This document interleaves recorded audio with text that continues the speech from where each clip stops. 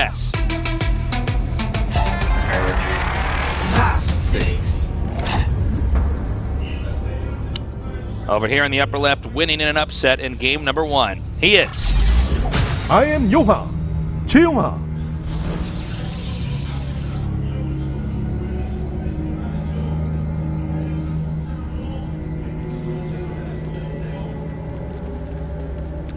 Here in the center south, our Zerg champion. SK Telecom T1 Soulkey. 김민철.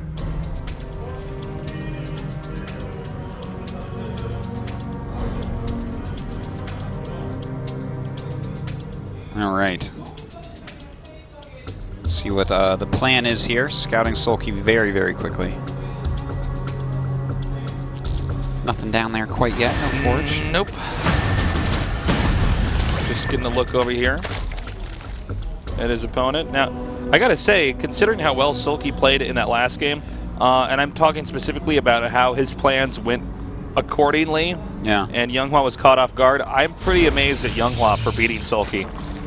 Yeah, again, you know, I think so much of it comes down to the fact that those force fields got off. As soon as the first force field got off, it was really rough, especially because a lot of the units that Soulkey was making weren't hatching in the main. They were hatching at the natural and at the third base, and that meant he didn't have any units to really fight off those zealots at first or to kill off those sentries or put any pressure on the war prism. And, you know, when that's the case, it almost doesn't even matter what else happened in the game because that move is so powerful. Forge is done now. Looks like he cancels that pylon over there at the would-be second, forcing the second base here for the Protoss to be over here where the third base would be, making a disjointed Zerg setup early on. That's right. He can rejoint it, though, after he takes his natural, so don't worry too much about that. Well, from here, Protoss is going to get a gateway probe up and eventually get the cybernetics core accompanied with this assimilators. Zerg's going to drone up, make his third hatchery in between the two bases, and after that, after a little bit here, we're going to have a little bit more to talk about there. It's pretty straightforward from here. This is the part of StarCraft that's been solved. If we see anything deviate from that, let you know. How are you doing, Artosis?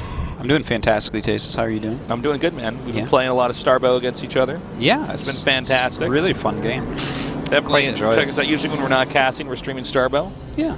Early afternoons here in Korea time. Yeah, we've been having a lot of fun. Just trying check to our solve Twitters that for that. game. Yeah, we'll be tweeting about it. So if you want to watch us play In that, fact, that's let's play tomorrow. Sure. Yeah, I don't have anything planned tomorrow afternoon, so that works out perfectly. Yeah, I can do it tomorrow afternoon. I have some stuff in the morning, but afternoon I can. I love that you were like, let's do it tomorrow, and I'm like, yeah, sure, I'm free. And then you look up in the air, you're like, yeah, I can do it. I need to make sure. You're like, wait a minute. I think I can do it. Yeah, okay. Like, actually, I can't do it. I'm so sorry, Tasis. I know you really want to play with me, but I'm not going to do it. Okay, so Cybernetics core is about halfway done. I assume we're going to see a Stargate opener here.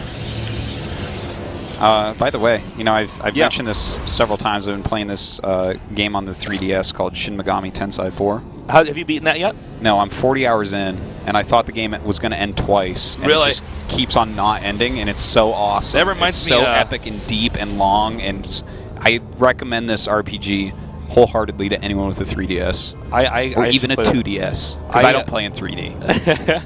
I actually have not played that one yet. That reminds me, though, of Final Fantasy VI, when you think the game's going to end. It's like to that, the end but of the world. 100 times more. Really? Like I can't even believe. Is that one a sequel to another game, or is this just like number a first 4? So I think there's 3 before, but I don't know. I have no idea if they're like a storyline. But you could play it just by itself, and you're fine. You're not left out. Yeah. I have no idea what happened in the other ones. I don't need to, because this like kind of started at a neutral nothingness point with no characters that seem to have backstory.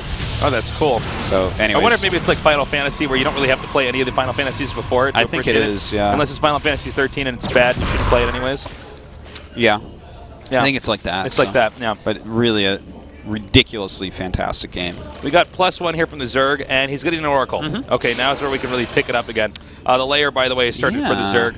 So the Oracle usually comes in here and gets ideally like 4 or more kills, sometimes not as many, and then the Oracle is like the staple, keeping the Zerg from really moving around too much. It's kind of stuck there at the bottom right. The Oracle can come in there, tag units, scout for tech. It can try to get drones again if possible. Yeah, and it's kind of an all-purpose unit. It can also help defend the third base if your opponent goes for a lot of Zerglings, because it does kill Zerglings really quick specifically. That's true, yeah. And you know, this is not a bad choice for him to try to take a third base off of, because it can be hard to take that third base.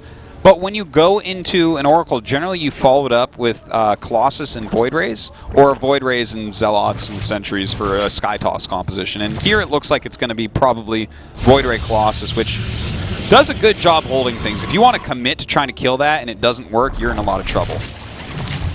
Okay, so far it has not killed a single drone. Not actually the end of the world if it doesn't. This is really kind of a unit you invest in for a lot later on. The Protoss has got the tight wall in here with the mothership core and the cannon making here. You really can't do much about this as Zerg. This is how Protoss is always able to secure a quick third, unless the Zerg make like a ton of lings and deny it.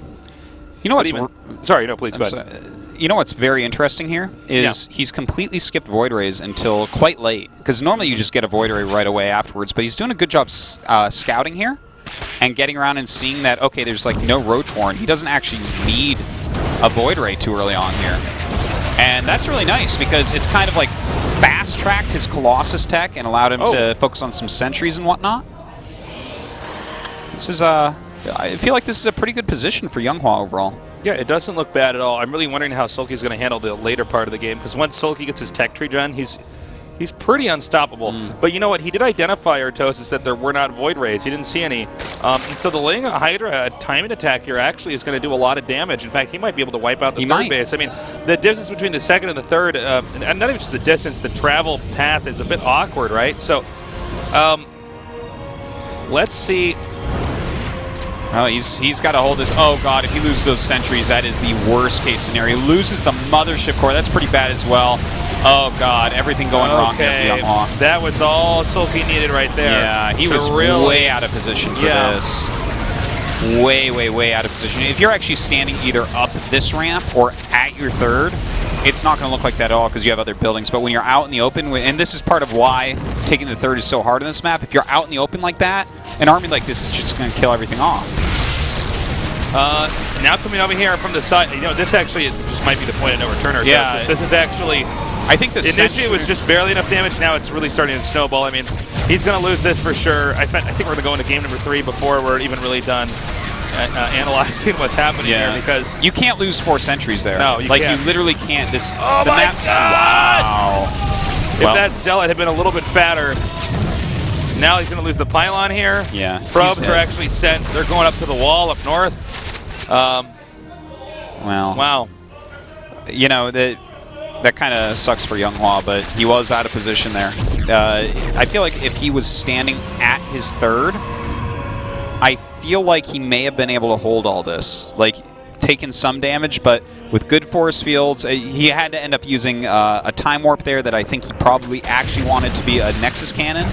Like, he had to expect some sort of attack to income. You don't as a Zerg player, allow your opponent to go Oracle into third base and not attack it. Yeah, he had a good read there. I mean, YongHwa's pretty badly crippled here. I mean, there's not a lot. Well, you may as well go into an 8-gate, right? 8-gate plus you might Colossus. as well, and then most likely fail. He's going to push back here. He does have a Warp Prism coming, so this is YongHwa's plan B. Well, I mean, with 19 Hydras on the way, a bunch of Roaches as well. With 2 Colossus out, he is warping in a lot of sentries. We'll see what his micro's like here, if he can actually get something done. But look at like where the bases are, where the points to do damage are. He has to go pretty deep on creep. And there's going to be 4 hatches rallying towards it. So, like, there's kind of like pre-made flanks in there. I don't think there's possibly enough force fields to cover all the area. All right, so nice force fields here. Although I say he doesn't have a lot of force fields left to burn if he's going to go all the way across the map. You know what I mean? Hey, he's being super cost efficient at the moment, though. No, it's definitely working. Let's see, though. I mean, with this nice arc, hello. That's called a flank, and that is going to be also a GG here pretty soon. I don't really see any way that he can recover the. Yep, there it is. All right. So Soulkey does take that one. But you know what? That's a map that's going to be pretty hard for Protoss, and Soulkey really smashed YongHwa for trying what he tried. I mean, At third base, tough to take, man. You can't blame YongHwa for trying that, trying to sneak out that third base and get an edge in there, but that's why. Yeah. This is also why Soulkey has had such incredible success. He identifies the moment that guy is trying to cheat and get a little bit ahead, and he punishes. And he punishes hard. I mean, he knocked him all the way to game number 3. All the way into all game the number way. 3. That was a sick uppercut. Oh, yeah. If this was Mortal Kombat, that's when he uppercuts Land him on and the they fall. spikes. No, they fall. No, Artos, they don't. They fall to the floor and land on the second part of the stage, and the spikes are next. The spikes are next. If he gets another uppercut here. He gets the fatality uppercut. Yeah. All right, well, as long as he doesn't get the babality, YongHwa does not want to turn into a and baby here's one here. thing for sure, Artos, is none of these guys are going to do the friendship ending where the rainbows come out of the hands. I never saw that one. Yeah, there were friendships in Mortal Kombat. Yeah. Interesting. What was babality? Does that turn That's him when into you a turn baby? into a baby. Oh my God. Yeah. We might have to start using that in the cast. Yeah. Babality. It's like that's how you beat Maru. Okay, so Frost, I'm really not surprised. I thought this is what YongHwa would choose. This is what most Protosses do take against Zerg at the moment. Just gives them like a good macro map to play, but it's not like it's bad for Soulkey, so should be a tough one. So on to the rubber match now. YongHwa played very well in game number 1, but got a little bit greedy here in game number 2 and was punished by Soulkey. Now, only one game remains to figure out who goes on to the winner's match of the GSL Code S.